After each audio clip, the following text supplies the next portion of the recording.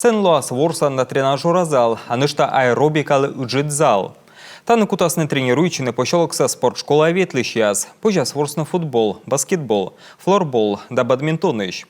Лыщины не выжьищ, вочмещины йоктан спорт, пауэрлифтинг да щекад атлетикайн. Мы упален лыщедны и вермы там войтрилатория группа. Рытна свирья песышны донвештетег, вермасны и пошелока нолущияз. Отпуретаны тренируючины вермасны матек вайтемен морд. Я и правительство планомерно занимаемся комплексным развитием территорий, и физкультурно-оздоровительные комплексы – это сегодня одна из составляющих, так же как школа, как поликлиника или амбулатория, как дворец культуры.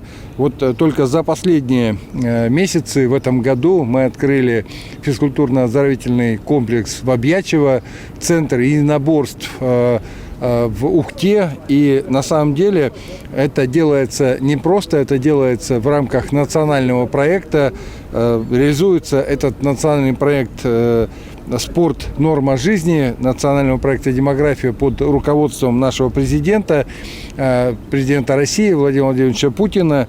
И уверен, что, конечно, вот такие серьезные вложения в спорт – это и вложения в перспективу, в развитие республики. Ну, а от молодых, юных талантов спортивных мы ждем, конечно, побед.